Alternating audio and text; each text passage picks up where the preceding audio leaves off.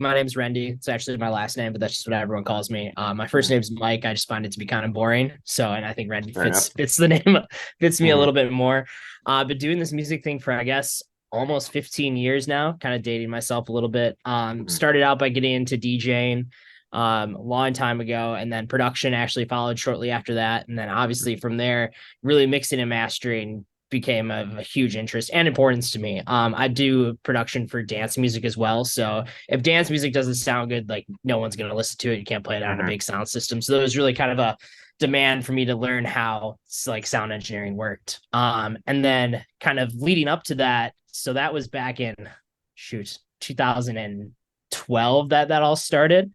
Hmm. And now kind of jumping forward to that was when that project started, and then kind of ended up taking me out to LA where I kind of really found that like my niche was really more in like the mixing and mastering side of things. Like I can kind Hmm. of, I could produce and stuff just fine, but like it's not as like natural to me. It's just like, oh, this should sound this way. So I kind of started to lean into that a little bit more. And then COVID came around, Hmm. and I found out I can't tour anymore and make music and like DJ for money. So I'm like, well, what am I Hmm. going to do? So I actually made the Fiverr account kind of on a whim and Hmm. did a couple of other websites as well along with Upwork, Hmm. and just ended up the timing just ended up being right, and ended up kind of blowing up on there. It's been really kind of great to like be able to grow the business both online and then through like my other contacts I have like in person and meeting Hmm. people. Cool. So now that you mentioned that, yeah, you've mixed over, yeah, well over 5,000 songs just between over your long career. So sort of out of all the songs you worked on, what would you say is the most common mistake you often see artists make when mixing and when passing a song off to be mastered? Yeah, definitely. So I think when it comes to mixing, I think artists kind of have this idea that the engineer is going to fix everything, which don't get me wrong, to some extent, that is like my job. But when you Hmm. come to me and you're like, I want a song like it sounds on the radio, those artists have put in the time to make sure that they have the best samples possible, they have the Hmm. best performance possible. And then when it comes to what the engineer can bring, they bring like the more creativity and really can kind of bring this on to life, as opposed to sitting there trying to fix like little things or try to adjust little certain like errors in the mix that could have just been avoided by a simple re-recording or really trying to nail like the performance to like bring through as much as you want. Hmm. I'm not just trying to like pass the buck on that or anything too, because I get it. There's levels, artists are at all different kinds of levels, right? But I Hmm. think that really the most important thing, especially when it comes to like more of a performance artist, is to really try your best to get the best kind of sound possible. And if you have a demo that's like great and you're like, hey, but like I really want the reverb to sound like this in this other song, that's where I can come in and help and be like, cool, I know how to make that kind of reverb, or I know, you know what I mean? Yeah, I think a lot of artists don't get that a lot of those tracks on the radio and Spotify have teams working on them. Yeah, I messaged exactly. Mutt. I talked to Mutt, who's one of my favorite producers, and say, "Hey, how do you get your sound like that?" He says, "Oh, I have a team of 4 guys that work on Yeah. everything." And it's like, cool, man. That's out of my price range, but that's great. Yeah. Awesome. Yeah. So, when it comes to that, what would you say is the hardest thing you had to learn when it came to mixing and mastering techniques? Like, what was something to where, because there's always something, oh, volume, yeah, turn it down. That's pretty easy. But what would you say is Yeah. something that took you a long time to really get the knack of? Yeah, I think it's just more of an overall concept. Honestly, it's just less is more. Like it, I can't tell you how many videos I watched for how many years of these guys like adding all these different plugins and EQs and all this compression, saturation, whatever you're going to add to these different tracks to get them to sound a certain way. Not really realizing that they had like a very specific end goal in mind. And it's not something you really need to do to like every kind of sound. You know what I mean? Like Mhm. now my like I mean, I think even in the last year, like my like, channel strips have gotten like even like lighter. Like I'm literally only using the things that I know make a difference as opposed to trying all these other like little things. Like, don't get me wrong, every once in a while, like I'll step out of the box, like, oh, I really wanted to sound like this and do something like crazy. But I think Mhm. that my biggest thing is keep it simple. Like honestly, like if the kick drum sounds good, just leave it alone. That actually kind of leads into my next question. So, in your experience, what role does understanding the genre play in successful mixing and mastering? And then, are there any genre specific techniques that aspiring producers should be aware of, or is there a more universal approach that could be taken to a lot of mixing and mastering? I think I'm lucky enough to have been in the position for doing this for a long time, and I learned mixing and mastering from like producing dubstep. So Hmm. the skills that I learned in that really like because in order to get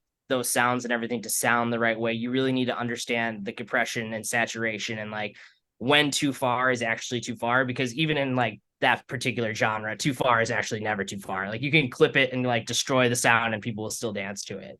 Mm-hmm. But kind of taking a step back from that, because I learned at that extreme when I go to mix and master someone's, like right now I'm doing this guy's like whole indie album right now, which obviously isn't going to require all that like extra like saturation, compression, all that like work. I'm able to kind of take a step back and go, oh well, it just kind of needs like these little bits of like light things. And I know like kind of what the extremes were for like all the different plugins from like pushing them for so long. So now when I'm like, oh, I just need this soft little thing here or whatever, like I kind of know what to reach for to do it, if that makes sense. Mm-hmm. So I think it is important to know like what genres you play best in. I know for me personally, it's like hip hop and dance music are typically kind of like the main things I work on.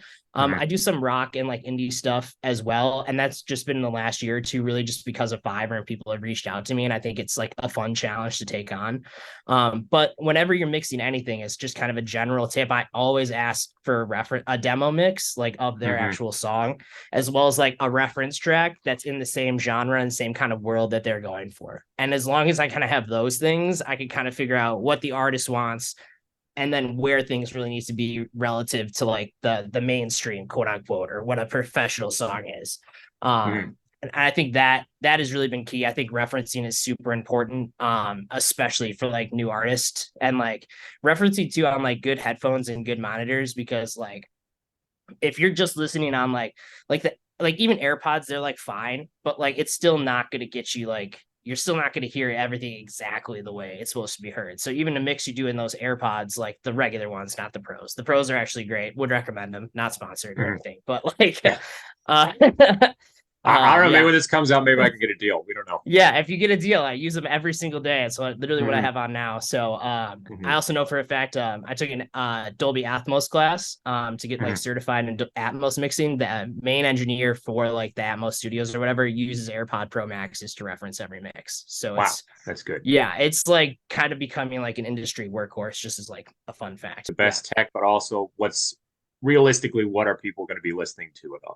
I think Yeah. Snoop Dogg did that. He says every song he mixes, he's got it on his $30,000 system, but also they just put in like a $10 like little Yeah. CD player and see if it still sounds good. That Yeah. actually goes into my next question. So with advances in tech, there's countless plugins and tools available for mixing, mastering, listening, and all that.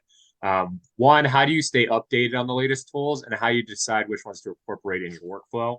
And then, are Mhm. there any underrated or lesser known plugins or hardware that you find particularly useful? So when it comes to like the newest and brightest plugins and stuff, I think it's really a matter of tastes. I know some engineers that really just buy everything and dive into every plugin and just like really Mhm. like tear it apart and find out what it's good for. For me, this kind of ties back into what I said earlier, but it's really simple as more for me now. Like I found the plugins that I like, and I just stick to them.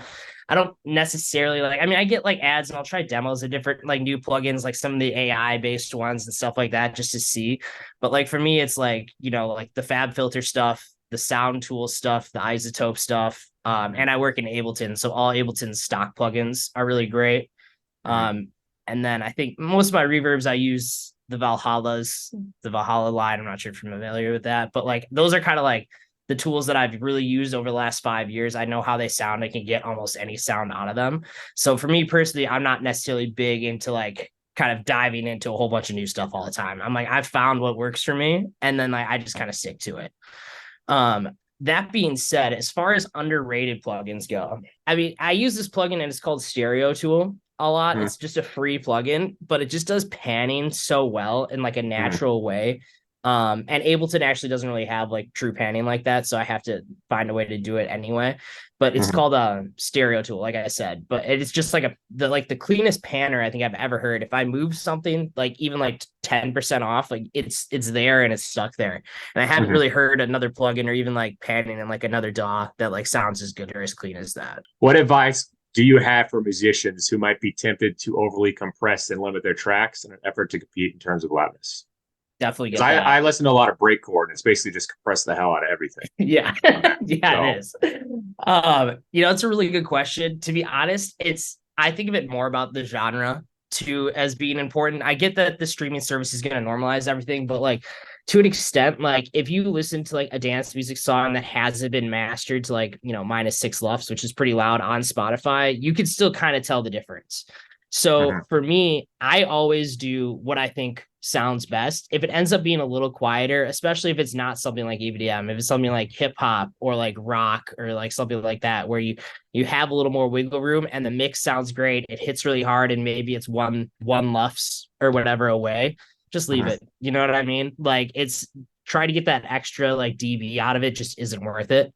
Mhm. Um, so like for me, I don't even like up create different masters for streaming just because there's so many different variables that go into it. And to be quite frank, I'm not entirely sure what each streaming platform does. And I don't think Mhm. unless you're one of the big labels, you really get that level of insight.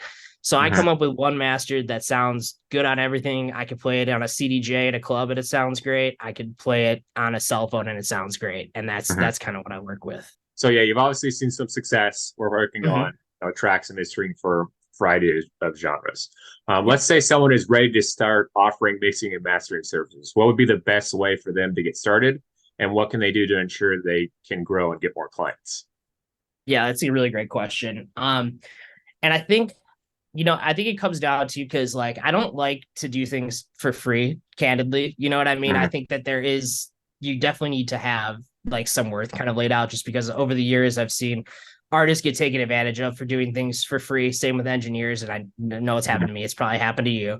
Or it's Mhm. like, you need to have, I think to really get started, you need to have a reasonable price, even if it's just like $20 or something for a hip Mhm. hop mix and master. You know what I mean? Just so Mhm. that there is kind of like that understanding that this is something that you're doing to provide value. So I think that there's that opportunity to come in at a really budget friendly price point. Mhm. And show what you could do for $20 and like go Mhm. all out, do the best you can. Mhm. I think it's kind of up to the individual person. If like there's someone that approaches them, they want to do an album and they ask you for a demo and you're just getting started off. I mean, I could tell you I would just do that demo, like for Mhm. sure, especially if there's the promise of a whole album behind it. Yeah. So I think it's kind of a little bit on a case by case basis, but I would say I think that when I first started, I was selling myself short a lot. You know what I Mhm. mean? And even now it's kind of still like, I feel like I'm pretty, strict on like what I offer because I know the value that I provide. And obviously that's going to come with time. So Mhm. I think what also people underestimate is the power of reviews when you're first starting, yeah. because Hmm. money will come and go, but a review will live forever. Networking is pretty essential in the music industry, especially. What Hmm. advice do you have for aspiring producers on building meaningful connection with artists, other producers, and industry professionals? And are there Yep. specific platform events you recommend for networking with music production community? Yeah, that's a really good question. So for me, the way I did it, I guess at this point it would almost be considered a little old school, is I go and meet people in person. So like I literally will go for example with dance music, just because again, that's kind of one of my focuses. I mean, I just go hang out at shows, especially when I Mhm. was first getting started. And I would hang out at shows and I might have a drink or two. I wouldn't like go crazy and party all night, but I would walk around and just start talking to people. And eventually I ran into the owner of the venue. Eventually I Mhm. ran into the talent buyer. Eventually or I'll go talk to the guy working at the sound booth, if I get there at Mhm. 9:30 and there's nothing going on, and buy him a drink and talk to him. You know what I mean? Mhm. Like, and for me, that was really the way I started building my network out, was going to a bunch of different events and literally just like having a drink and like talking to people and just being around. And like eventually people like will get to know you. So I mean, it's same thing. If you're in like a town and if you're doing hip hop and there's all these hip hop shows at this one place, right? Mhm. There's gonna be other artists there. There's gonna be Mhm. other producers there. There's gonna be the people that do all the booking and stuff, that know all the artists and stuff too. And just hang out and don't even like, I think it's important to not to like just ask for things from people right away when Mhm. you meet them. Like just Mhm. kind of hang out, explain what you're doing. If they ask, talk about it. Otherwise, find ways to add value. Maybe you meet an artist at this event, which has happened to me several times. I'm like, oh, like working on a song, I just can't get to sound right. I'm like, oh, dude, like I'd love just check it out for you. Maybe let's just get out of college, do a quick session or Mhm. something. show them what I could do and be like, yeah, if you want me to like finish the song or you want me to do it or whatever, it's X amount of money, but kind of like try to add value and build that relationship. You know what I mean? Where Mhm. it's not just like take, or like, I'm here for this, like, what can I do kind of thing. Mhm. So I think that's kind of my approach to it. Obviously, I know there's like, you can reach out to people on like Instagram and Discord and like everything, but I feel like there's a lot of noise to try to cut through on there. Yeah, So I think Discord is probably the easiest ones. yeah. Especially if you're just starting. Like Instagram will just block your message if you have, no followers or anything. Yeah. But I think, especially going to events, I would think concerts are the easiest because you already have something in common. Because a lot of those Right. artists are very passionate about what they do. So Yep. if you start asking them things like, "Hey, I loved how you mixed this. How did you come across it?" Or "I love the way the bass hits at this level. What made you inspired to?" They want to talk about that because Yeah. they probably don't get asked that all the time. It's probably just they get praised or "I love this music" or blah blah blah. When you ask them like technical stuff, they're like, "Oh my gosh, no one's ever asked me that before," and they want to talk. Right. So the music industry constantly evolving.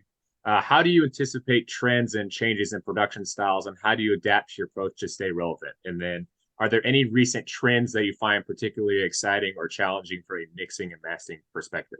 Yeah, that's a really good question.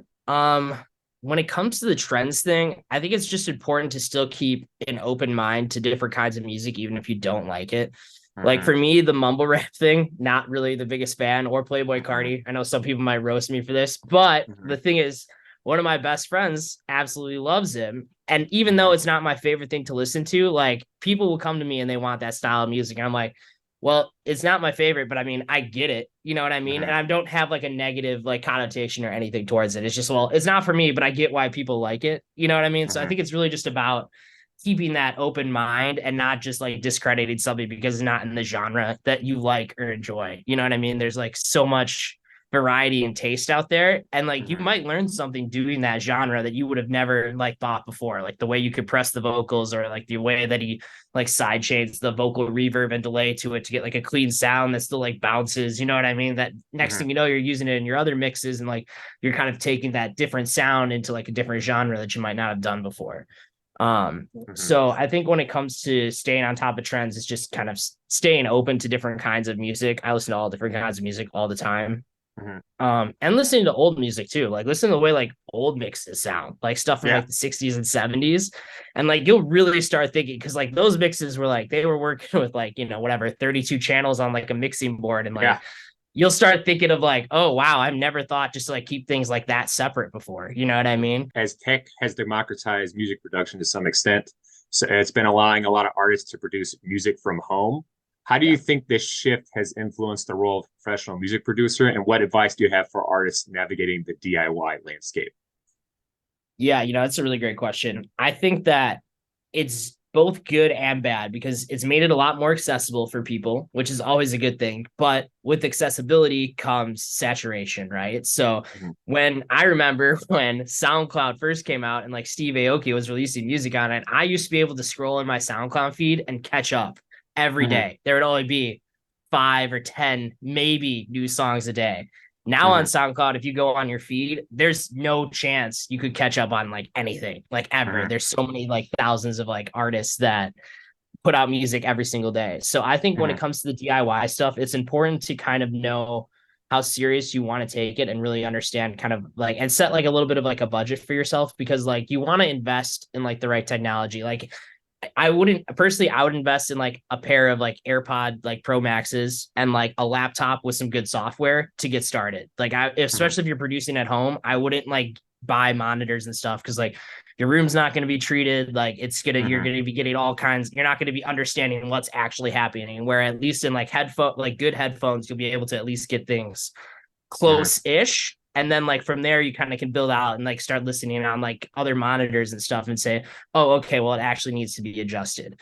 So as far Mm-hmm. as that goes, I think I would kind of prioritize what you want. Like if you're a rapper, invest in the headphones and interface and a decent mic and like your laptop and stuff. And you don't have to buy all like the fancy plugins and everything either. Like you can get a good sound out of like your DAWs plugins, at least when you're getting started.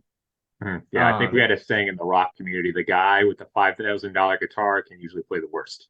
Yeah, yeah, that's the same thing. Yeah. So it's like get a nice tool, but you don't have to buy like, the $10,000 monitors or like, you know what I mean? Like, and that's so Mhm. out of reach for so many people anyway. But like, yeah. Yeah. Like, what's something Mhm. that you learned that completely changed just your whole mindset or your whole production value? Yeah, I think it's kind of a twofold answer for me. So the first, it's a bit hard to say this too, but it's like just because you don't think something sounds good doesn't mean that someone else is gonna doesn't think it sounds good within reason though, because that's like a Mhm. dangerous like like line to walk. Like there's definitely room. I think it's important to leave as much room for creativity with an artist as you can. But on a more like technical thing, what really kind of took my mixing and mastering to I think the next level was having a process like every single time and having a template built for me to just drop stems in every time. So like for me, for example, I have my template, I drop my stems in every time. I always start with my kick drum and my snare every single time. Doesn't matter the genre. Then I do like the hi-hats and stuff. And then from there, I do just the kick and the bass. Mhm. And then from there, I typically move on to either the synths or the vocals. It kind of depends on what the focus of the song is going to be. Mhm. And then from there, kind of move up to like my mix bus and stuff and mastering. But for me, just always knowing where I'm going to start and the order I'm going to do things in every single time to the point where I don't have to think about it. And then, kind of getting creative from there. I think that was the biggest thing that allowed me to produce, like both produce and mix and master consistently and like really like do quality and quantity at the same time. Do you have any like upcoming projects you want to plug or anything out there? We know we got your Fiverr account, or is there any Yeah. like interesting projects that you can talk about that you want to kind of shout out? Yeah, definitely. I actually shout out my buddy's project. Me and him were a duo. We were called Rocket Power when we were doing all this production and stuff together. In the last like couple months, he started his own project called Seth David. Mhm. And I do all the mixing and mastering for it. And to be quite honest, it's a really dope project. Mhm. Like he's Cool. super talented producer. It's kind of really that underground bass stuff. Just Mhm. got picked up by a management company. So shout out to Seth. Love him. He's one of my best friends. And yeah, I could send you a link to his stuff if you want to Yeah, include that at all absolutely. too. I'll put it in the article.